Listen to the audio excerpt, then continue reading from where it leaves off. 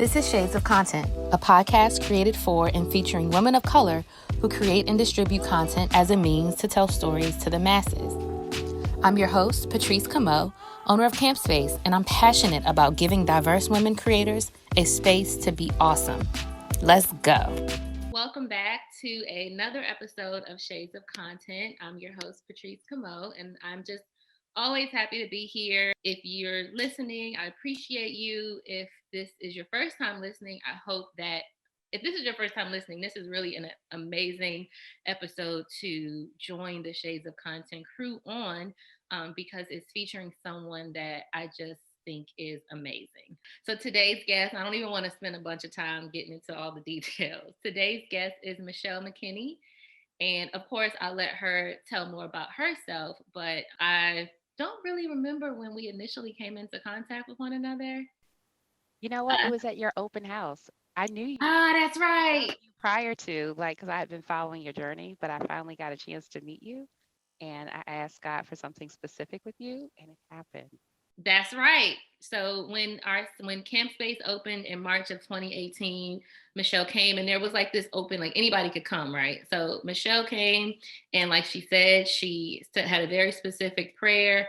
Fast forward, we connected and I've done a good number of life coaching sessions with Michelle, just her providing clarity, providing assurance, and just like being a positive light. So I feel like in your story and what you've in your life, I think those are the things that make you so great at what you do. Without further ado, I want to introduce Michelle McKinney to the podcast. Yay. So yeah, Michelle, if you can just, tell our listeners about yourself. Who is Michelle McKinney? Yeah, so it's always interesting. I love the whole Superman and telephone booth introduction sometimes, like by day and by night. So by day, I am an executive assistant. I've worked in that space for well over 20 something years, and I love it. I'm really, really great at working alongside senior executives and helping them to accomplish whatever the vision is, whether it's the day to day of scheduling or whether it's the strategic.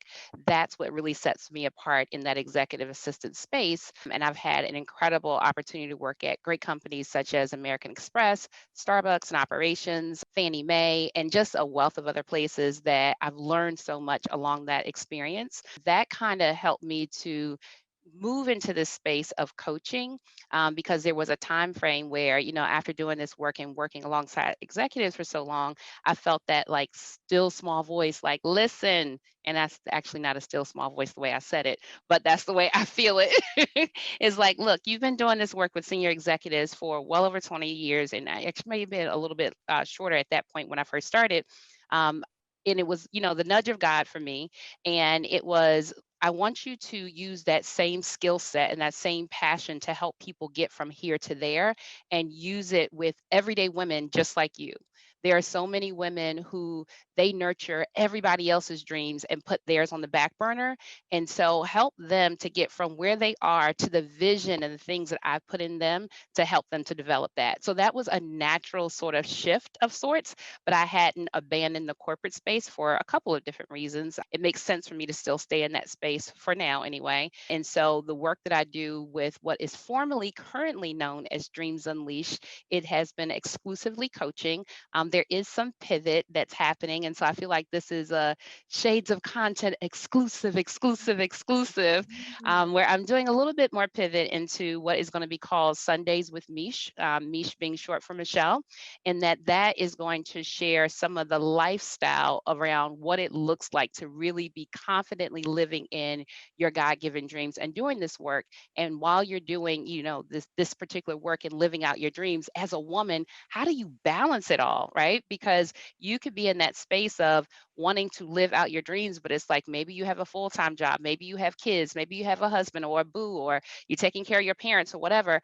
How do you still make time to live out and pursue your God-given dreams when you got all this stuff on your plate? So that's what Sundays with Mish and things like that is going to be about, sharing the lifestyle around what that feels like in living out your God-given purpose. Got it. So if they have the privilege of working with you, they very quickly understand that coaching and lifting people up is a part of your God-given purpose. right. Hmm. Was Right. that always like in working your executive assistant role? I think you kind of thought this is something that I can do. But do you think looking back, coaching was a part of it was always in you? Yeah, because even when I'm working with clients, right, and we're trying to figure out, the question for many people is always, I don't know what I'm here to do. Like, what is it, right?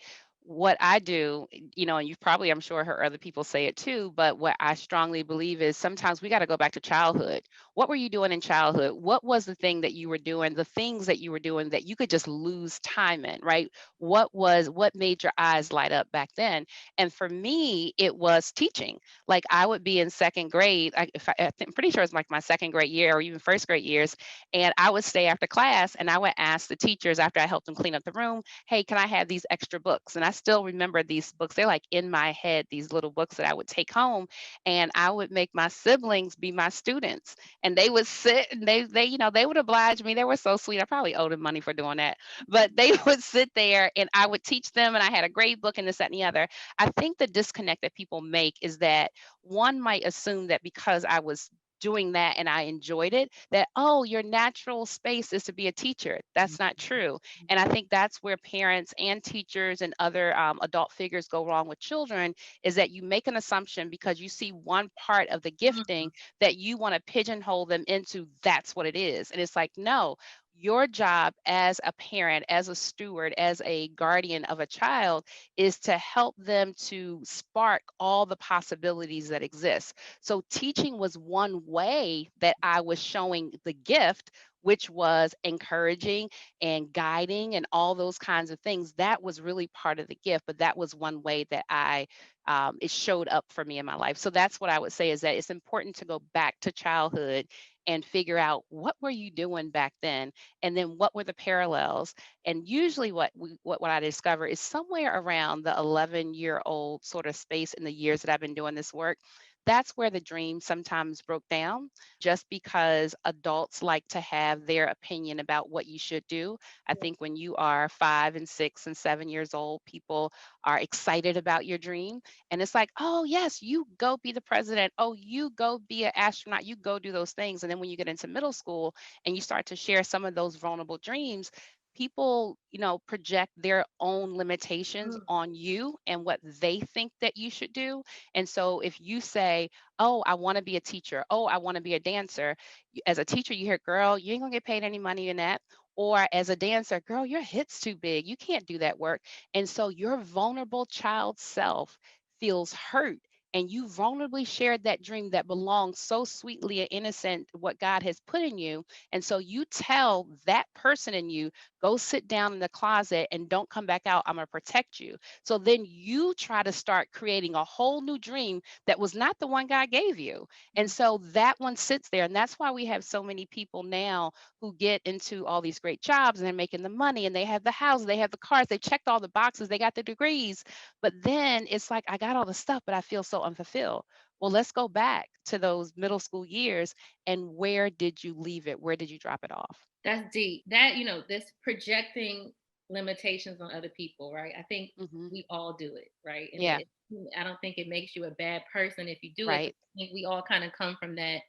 For the most part, I feel like when you do that, you're kind of doing it out of love because you don't Hmm. want the other person to be discouraged, to be disappointed. But it happens. It happens when you're 11. It happens when you're 18. If you're like, Absolutely. I don't want to go to college, I want to go to culinary school. Absolutely. When you're 24, when you're 37. Step number one, how do you move past that if you realize that someone is projecting their things? And I'll give you an example to the listeners. I am like Michelle thinking about a new business model, not new business model, but a new offering through CAMPspace. Something that I've never done before, something that the people in my life have no inkling of how that will work. Mhm. So literally, someone has said to me, that's dumb. That's not going to work. Not from a bad place, not from a not believing in my dreams, because they have no view of it. They just don't see how it could work. Mhm. That hurt my feelings. Like, Mhm. how Mhm. dare you say that something I want to do isn't going to work? But then I Mhm. had to take a step back and be like, that's what you think. But I'm also very skilled in not caring about, well, I do care about what people think, but I'm Right. I'm skilled in just saying, I'm gonna do it. Everybody also doesn't have that, right? Mhm. what is something that someone can do when they feel that? Because I think being able to understand that it's a projection is number one, right? Mhm, mhm. But, how do you move past that? That Yeah. So this is the thing. I don't know that some people will move past it. Some people will have to walk with it, right? Mhm, And I think that so people will learn from me that I borrow from the Bible, in spaces. So, on one hand, you'll hear me talk about the Bible, but on the other hand, you might hear me quote some, I don't know, Meg the Stallion or something. But so I, I operate in the spaces. But all that to say, so I share that from the space of when I think about Noah in the Bible, right? He was given a specific vision. It made no sense to everybody else. He was given the vision. And it wasn't until it was appointed time that it made sense to everybody else. Well, God could have given it and shared it with everybody, but he didn't. He gave it to Noah. It was Noah's to carry. And in that same space, the vision, the thing that you have, sometimes you might be spot on and other times it might be off. But the thing is, you are the carrier, just like a mother. You are the carrier of that seed and you have to protect that seed. And sometimes it means that you will have to find your tribe, and your tribe may not be your familiar circle that you've always had. And so, as an example, years ago when I felt like God was putting within my heart to adopt internationally, my tribe honestly was hardly nobody that was in my circle. mhm, I got some of the worst, not just feedback, but comments that were super hurtful. mhm, I don't know, I thought in my dreaming and when the idea and the passion came in my heart to do this, I thought people were going to be excited in the same way when I shared that I was pregnant with my two sons prior to, right? It was not that at all. And so my tribe ended up being, for example, a couple in Tennessee, Daniel and Sarah Du Bois, a white couple who they had gone this path before. And so I shared it with them and they were champions of it. They shared with me the things that I had to think about, and they also helped me to understand because here they are, this white couple in the South, and their relatives were very Southern and they were adopting a child from Africa, right? And so the projection that they got was, no, this don't make no sense. Why would y'all do that? Or whatever the story was for them. And what they helped me to understand was very similar to what you're saying, Patrice. They said to me, they said, the people that are going to give you that feedback, they're just afraid for you. She right. said, our family was afraid of what the world was going to say with us being this white couple and having a black child. And so that's what the projection was. And so in that space, I share about the Du Bois family because they were one of the first people to be my tribe during that time. And as time progressed and people saw that I was serious about it and they started to see momentum with fundraising and all those kinds of things, and they started to learn more about Ethiopia and all these different things, my tribe started to get bigger. Mm, But the thing is, the thing that God puts in you, or whatever the pivot is, sometimes it's going to be a lonely space. And you're going to have to carry that baby by yourself as a single mama, as a single mom for a period, carry it by yourself. So I think that's the thing that you have to remember. And it may not, as I said, go away, that feeling, but you have to be able to hold on to what the vision is. You got to keep the vision in front of you. And again, it might fail, it may not come to fruition, but what you don't want to do, and this is why I do the work that I do, I don't want women to have lived this life and felt like, dag, I wish I would have tried. that dag, I wish I would have tried. Woo. No, you don't get a do over. We don't get a do-over. And this, just hearing this, it makes me think of a meme that I've been seeing recently. It was like, God gave you the calling. It wasn't a conference call. So Hello. you know what I'm saying? Like, it wasn't a Zoom with 25 people on it. It was just between you and him. And it's up to you to carry it out. I'm also glad you mentioned the story about Sarah and Daniel, who have clearly biblical names. Hmm. You are very spiritual, and a lot of our conversations are based in the word. Can you kind of explain, or if you had to separate it, like, you're not a pastor, you're a coach, you're not a therapist. Hmm. I think a lot of times those kind of get confused. Can you maybe just kind of talk through what you provide and how it might differ from a Yeah. therapist versus a pastor? Absolutely. So the thing that I'm very clear about is that God has not called me to ministry, to pastor, or to be a minister, to be evangelical. He's not called me to any of that. And I stay very true to what I feel like He's called me specifically to do. And I don't allow other people to push onto me what they think within the box it should be that my title is, right? And so I actually, within my title, I don't even carry the title of a coach. A lot of the spaces that you, with, if anybody ever asks me what is your title within your company, is dream architect. That's my title. When people want to put me in the box of a title, I allow them to call me a life coach if that makes them feel comfortable. Yeah. Or some people will call me a business coach because I just happen to be helping them with their business, so to speak. But at the end of the day, the assignment that God has given me specifically is to help people to build and live out their dreams. And so whatever title people want to use what you want to use. But at the end of the day, the responsibility for me is to carry out the assignment, right? And so the difference sometimes with coaches, and in that space of people becoming coaches is sometimes training, the actual licensed training. I don't have that. I don't feel that in this season God may change this for me, but in this season I don't feel the pressure to have to go get the certification. I think it's important, at times. I think for people to do various things.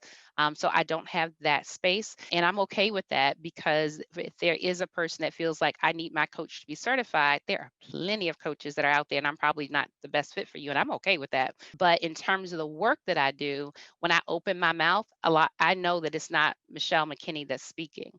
I know that when I open my mouth, for the most part, when I steward this gift well, it is God speaking through me to whoever is on the other end of that conversation. And so that's what this whole thing really is about for me. And I hope for other people too, whatever it is that you're called to do, that you steward the gift and the passion and the responsibility well. Because as much as I get out of, coaching people or guiding them or helping them to build, I know at the end of the day, it's the joy that God even trusts me to do this work. And I know that if I don't take it seriously, that at any moment He could take it away from me. It does not, as people say, it does not escape me, or it is not lost on me at all that I am great at what I do. I'm like really, really great at this work. Yeah. And so I know that it's not because of, well, I know that I'm a very smart person, and I know that I'm a hard worker. I also know there's a whole lot of favor that happens when I show up to a coaching session. And so I don't play with that at all. And so I really look to steward it well. And so in that space of people who are pastors, there are specific roles that pastors are called to, ministers are called to. That's not me. And that's why I often say to people, listen, when you get me, understand, we're going to talk about faith because that's a big part of who I am. But Michelle is Michelle. And so I also live in, the space of the world too, and so my playlist, my different things is out there. It's out there. You might hear me listen to Kirk Franklin in the morning and Pop Smoke at night. I don't know, it's one of the two, right?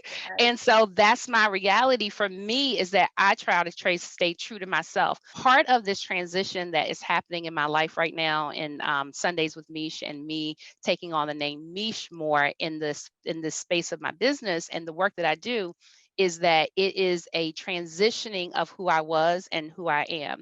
And one of my girlfriends, she said it so well recently when I was explaining to her kind of what this pivot is in my business. And we never talk about business stuff, but she knows me as a person. And she said, Michelle, she said, it sounds like prior to, you knew all the things to do. You had the book of what to do. She said, now it feels like you're living your life. That's the difference. And that's what I want for so many women, is not to just have the book knowledge of what people project onto you or what the rules are supposed to be. I want you to live your life in freedom to what God has called you to do. Now, going off topic, I have questions, but you are bringing up so many things, right? So living this life of freedom, do you think that others, outside forces, other things stop you from living, or maybe stop you particularly, or maybe stop your customers, your clients from living that life? Or do you think it's all internal? Like, are there external factors that can help you or stop you from Yeah. going there? I do believe so. And I think so, especially for Black women, especially for Black women. And I borrow from what Michelle Obama said, I think a couple years ago or so, or even prior to. She said, "We love our boys and we raise our girls." Mm, And in that space, it's not to say that Black men don't have another type of pressure that's on them, because mm, they do, mm. right? Yep. But my experiences as a Black woman, and that's the way that I've always lived my life, and how I will until I die, right?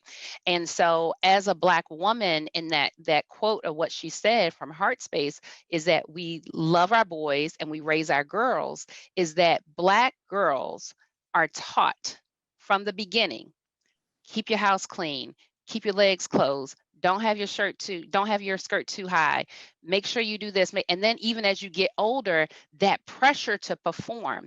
Don't rely on no man. Make sure you get your education. Make sure you get good grades. There's so much pressure that is projected onto Black girls and to Black women to be able to perform.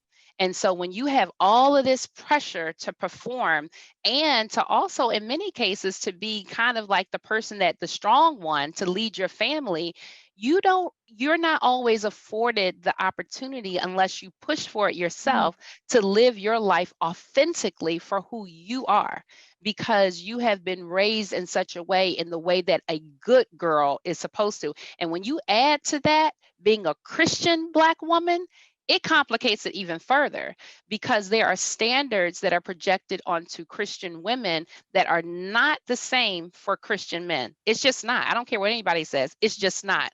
There are double standards that exist. So when I add being a Black woman to being a Christian Black woman, there is a box that is put before me, that I'm supposed to live my life in this box. mm, And I'm not okay with that. At 45 years old, it has taken me this long to be able to allow things to fall apart, and then to get into the space of the transition of my life, to say, yeah, that served me kind of maybe back then, but for where I'm going, I'm creating something that's different, and I'm questioning a lot of things, mm. and I'm okay with the questioning, and I'm okay with other people not having the answers for me, and that I'm having to dig for them for myself. And what's good for me, it's okay if that's not how you live your life. I'm not projecting my life onto you, but I'm living my life in a way that when you see me on Instagram and I'm sharing my stories and I'm sharing what I'm doing, I'm honestly sharing, this is my life. And if that's not what you subscribe to, that's okay, because I accept you for who you are as well. I just don't want to live in a space where I'm creating and curating an image for you that is not authentic to who I am. That's too much work, and it's too much weight to carry. That's real. As you move through transition, how do you move through transition slash difficult times? Do you have someone in your life that is helping you move through and architect your dreams and kind of coach you through? Like, what's your process? Yeah, that's a great question, Patrice. I do have a spiritual person that guides me, and it's here in Maryland, Pastor Elwood Matthews at Zion Church. He We is love, that person. we love Pastor Matthews. He's We on. love, yes, I know you do. I love him, and the reason why I love Pastor Matthews is because when I've had to go through some of the toughest spaces of my life, he has always been welcoming and non-judgmental. And I know at the end of the day, he wants what's best for my life, right? So as such, when I was going through and thinking through my divorce, I was scared to talk to, honestly, anybody in the Christian faith, for the most part, because I assumed, it doesn't mean that it was true, but I assumed, based on things that I had seen, heard, or whatever, that people had very strong opinions. And I knew my situation. And at the end of the day, I'm like, listen, don't none of these people have to live in this house and live this life that I'm living. And so I need an open ear that's going to give me truth and challenge me, because he will do that. He will Right. give me truth and challenge me even when it hurts, but he does it also in love. And so I remember going to him and saying, listen, and I kind of didn't want to, and it just showed up that God had him call me. And I had said to God, listen, if he calls me, I'm going to tell him what's going on. And this man had no reason whatsoever to call me. And on this particular day, when I kind of said to God, if he calls me at this time, I'm going to tell him. And sure enough, he called at that Mm, time. So I told him what was happening in my life, because my life was falling apart, and it was a lot, and I was carrying it. And I didn't have spiritual guidance, like a leader, a pastor, that could kind of help me to understand what my next steps are, and what I was more so what I was thinking through. So anyway, he has been that person that I can share authentically. And I'm great friends with his wife. And so that, that helps as well. And so being able to have that kind of dialogue with him, a man of faith, and it could have been a woman too, but it just so happened he's a man of faith, to be able to guide me in those spaces has been, I don't know, it's been incredible for me. And so that's on the spiritual side of things. He and I, we talk about business stuff, but especially on the spiritual side of my life, he's that person. I still do believe in, as I tell people, an advisory team is what I talk about a lot on social media, is that I think just like a company has a board of directors, I think in your life you should have an advisory board Yeah. that is comprised of all the different areas where you're going to need people that are perhaps smarter than you in those spaces. So part of my advisory board, people that I'm still building some of it because some of it has shifted, is I have a financial team. So based on where I am and where I'm trying to go, I got financial people that are on my advisory team. Yeah. I have my medical team. And so I'm very particular about, their philosophy and things like that. There are other space, there's the spiritual, team as well. So all that to say, I believe in having an advisory team of people, just like a company would, because no company that Jim Collins has that book, Good to Great, and he Yep. talks about the difference between good companies and great companies, right?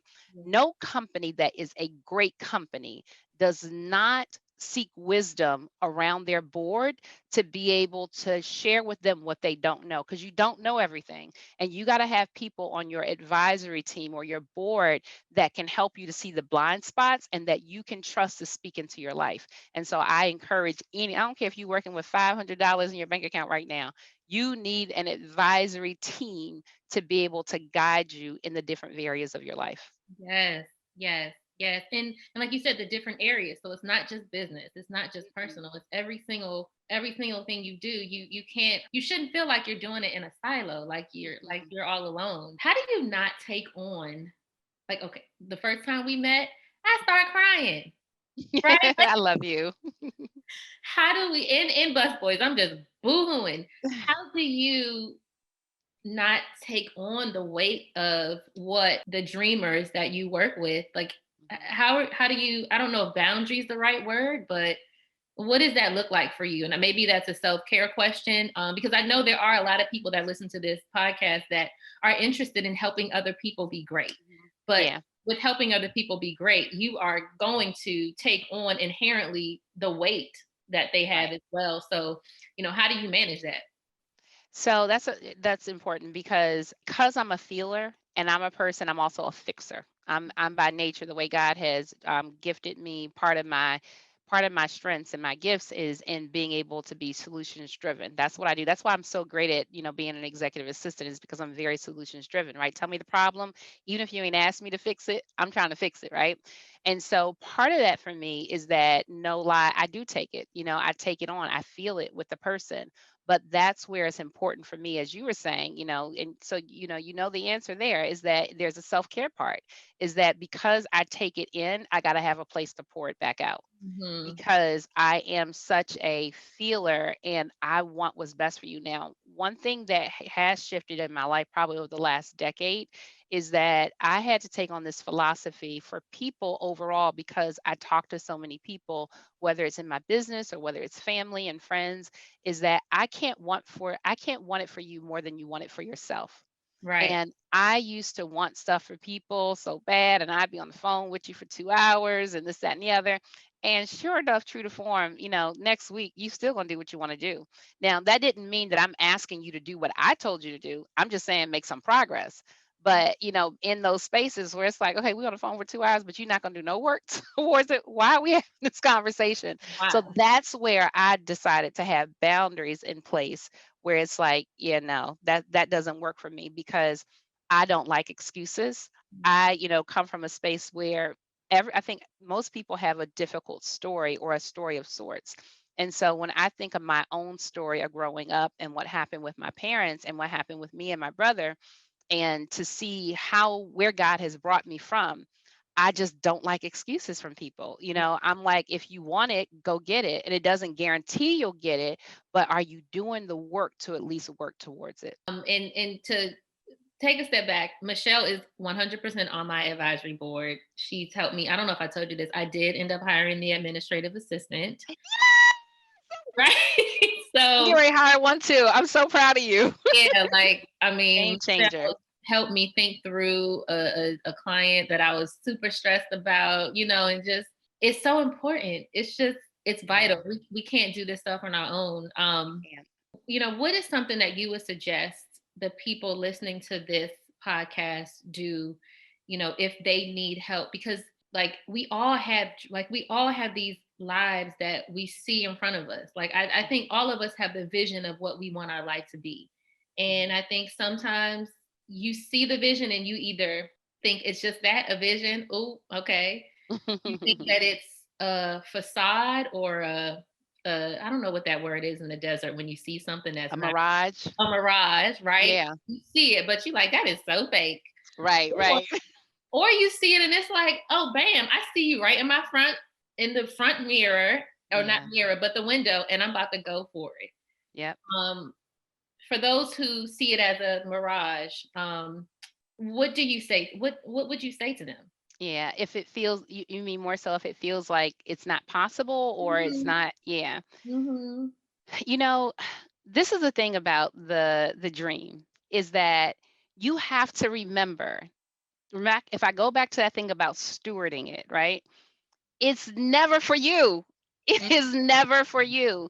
And that's what gets me moving sometimes, or a lot of times actually, because when I take this on of, there's this thing that I say that drives me crazy. You may have heard it. I talk about it on social media quite a bit. Is that when people make this statement, what God has for me will not pass me by, it burns me up. right. And it burns me up because you're making that statement a lot of times, not everybody, based on the fact of, well, if it's for me, it's for me. Mm, And it's almost as if some people are giving themselves a pass to say that I'll get to it when I can find time, right? And mm, what I say to people is that you have to understand that there's an urgency in the earth in terms of what God is trying to do, right? And yeah. so these visions, these things, these dreams that he gives us, it's not for you. If I took my time in doing this work, like if I would, I don't know the number of women that I've coached over the years. I have no idea. One day I probably need to take account just because I want to know, maybe. But if I think about the number of women that I've had the opportunity since the day I said yes, if I wouldn't have done that work, those women would have missed out on what God wanted to give to them in that moment, right? Because in this space, God is not walking on the earth himself. He uses us as his hands and feet to be able to do the work that he's trying to accomplish in the earth. And so these ideas, these dreams, we think, "Oh, this will be great for me to have." No, instead of thinking of this would be great for me to have, no, this is something that God is like, I've looked to and fro. I've looked at her gifts. I looked at her passion, her experiences, the problem that I believe that she's urgently wants to solve in the world, and I'm choosing her. Out Mm, of all 7.6 billion plus people in the world, he chooses you for that idea. And the thing is, if you don't steward it well, I go back to that Esther 4:14, and I can't remember the exact specifics of the to quote it right now, but Esther is told, when she's scared and she's like, but I can't go before the king. What happens if do you know what he does to people if you're not called to him? And what she's told is like, listen, if you remain silent at this time, relief from the Jews will come from a separate place, from another place, but you and your family will perish. And so, what I tell clients is put your name in the space of Esther, right? mm, Because in that space, what I hear with my heart and with my ears is that if you choose to be silent, meaning you choose not to move on this thing that God has kind of put in your heart, right? Even if you're not sure if you have all the details just yet, if you remain silent, you don't act. Relief for whoever this thing is for, like whoever the customer is, whoever it is that you're supposed to be doing this for, relief is going to come from somebody else. Because what you got to understand is that somebody on the other side of that, the person you're supposed to serve, that you're serving with whatever it is that you're giving to the world, they're probably praying and crying for relief. They're asking for, I wish I could just have a nurse practitioner that could help me to deliver my baby that understood the challenges that Black women have in being in medical spaces, right? To really hear me, right. or somebody, or whatever your business idea is, or whatever your call is. It doesn't have to be a business idea, it could be in your career, right? is that you are relief, you are answered prayer for somebody. For somebody, somebody's praying for you as a solution.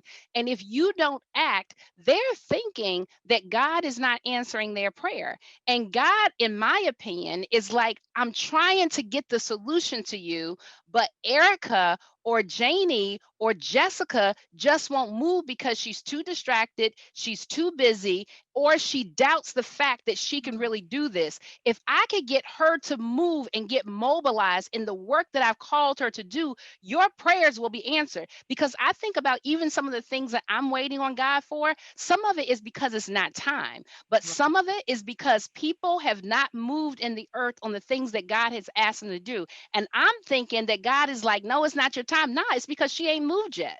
Because she hasn't carried out what God has put in your heart. So, to your point about the person that's like, I don't know, or it feels like a mirage, or any of that kind of stuff, you got to remember that there's an urgency in the earth. God gave it to you because he believes that you can do it. You don't have to have all the answers. You may not have all the money. You may not have the team right now. The first thing he wants to know is, will you say yes? After you say yes, there's a book that I love the title. It's called Just Enough Light for the Step I'm On. He's not going to show you the whole path, because if he showed you the whole staircase, right? If he showed you that whole staircase, trust me, you would be scared. If he showed me right now all the things that he wants to do with Sundays with Mish and all this pivot that's getting ready to happen, girl, I would be in my bed with the covers over my head, because I would feel like Moses, like, but I'm a stutterer. I can't do this, right? So he gives us just enough light for the step I'm on. So the light that he's giving you for the step that he's on, that you're on right now, is, let me just show you a glimpse. Now, your next step is, will you say yes? After you say yes, what's the next baby step that you could take? Don't worry about the whole staircase. We ain't there yet. What's the next step you could take? Break it down. Break it down. Break it down, girl. Break it down. It's like just one step at a time, one step at a time, and trust that it's you'll move, right? It'll happen as it's supposed to happen. And it might not look how we think it's supposed to look and all of that jazz, but none of that even matters. Like just It's not going to look pretty. We want it to look so pretty and packaged. And it's like, nah, boo, you're going to fall on your face. I think that when I think about when I went to Ethiopia, and I had never traveled before, it just wasn't my thing. So this was my first traveling experience, which is crazy. It's like my first travel experience is traveling 17 hours somewhere. So it's like, okay, that's what we do. So anyway, when when I think about, my passport, right? And I think about people who travel a lot and they get all the stamps and this, that, and the other. I think about life being a journey and there being the destination of success. And part of the journey to success is that you're gonna have to get some passport stamps. And the passport stamps that have to be in your book is what some of us call failure. And it's really not failure. It's what I talked about in an Instagram post this week, is that it's redirecting. Is that it's not necessarily this thing of, dag, I messed up. No, that's part of your story, boo. Part of the, there's a thing that people say is, show me your wounds, right? Part of that is my flaws. There's Japanese pottery. I forgot the way it starts with a K. I can't think of the name right this second. There's Japanese pottery that's made that it talks about, the pottery breaks somewhere. And so some people would say it has a flaw. And the way they repair it is through a piece of gold that gets soldered into the pottery. And now I feel like it's Kitsmara or something. I'm messing it up. But when the gold gets soldered back into the pottery, it makes it even more beautiful and even more valuable than before the break actually happened. And so when I think about even my life right now, I'm grateful for my journey. I'm grateful for the past. I'm grateful for what I've learned in my marriage. I'm grateful for my ex-husband and all the different things that, that he will do. And I want the best for him in his life, right? Just like I want the best for me in my life. It was all part of my journey. It is all part of my story. It is me skinning my knees, me bumping my lips. It's all the bruises that I have. And that's the beauty that makes up this story of who I am, and that will make up the beauty of the story of who you all are as well. So beautiful. I can't think of a better way to wrap up this episode. Michelle, I'm just happy that I could have a conversation with you that everybody will hear, because every time we talk, be it text, be it in person, phone, it just feels good. And, I can attest to how powerful you are, how loving you are, how committed to helping people achieve their Aw, dreams. And thank you. I architecture, love you so much. I love you so much. you just always give that love. And I think that, or I know that it matters, and I know I appreciate it. So I will actually tell us again, remind us of what you have next. Definitely will link to all of Michelle's contact information, social media pages in the show notes. But yeah, just let everybody know how they can connect with you and what they should be looking out for. Lots of great stuff happening. Some of it I could talk about, but others you're gonna have to follow online to see when Yeah. it gets unfolded. But you can follow me on Instagram at Michelle.McKinney, and it's MICHELLE.McKinney. That handle may change a little bit, but you'll be able to find me on Michelle.McKinney. And then some of it will be pivoting. The website will end up being Sundays with Mish. And so as Patrice shared, she'll share that in the short show notes. And so you'll be looking forward to a blog that's coming because a lot of the Instagram that I do, it basically is mini blog stuff. And so we're going to develop that some more. Some products are coming, just great stuff that's coming that I'm excited about. Good. Well, I am so happy and thankful that we could, just share you with. Oh, thank you. It's always an honor. I'm going to follow up and reach out so I can schedule some more time with you. Can't wait. I can't wait. Thank you so much. If you are listening to this, and if the episode resonated with you, please screenshot it in your Apple Music or Apple Podcasts, however you're listening. Post it on your Instagram or your social media pages. Tag Michelle at Michelle.McKinney. Tag myself, Patrice Camo. Tag at Shades of Content. And share this episode with somebody who you feel like needs to hear it. You feel like someone that needs to be motivated. You feel like somebody who, that vision that they got is real, but maybe they just don't believe it. So maybe this episode can help them or you just take that one step to move forward in whatever it is that God put on your heart. So yeah, share this, make sure you give us a review. And if you have questions for myself, for Michelle, send us an email, info@campworkspace.com, because we're going to be doing some Q&As over the next few episodes, because I don't want to do this by myself. I want to hear from you guys too. So have an amazing weekend. Thank you for tuning in. Michelle, I love you. Thank you so much. Love you back. Alrighty, guys, have a good one. Shades of Content is brought to you by and recorded at CAMPspace, a content creator studio for women of color. To learn more, visit www.campworkspace.com.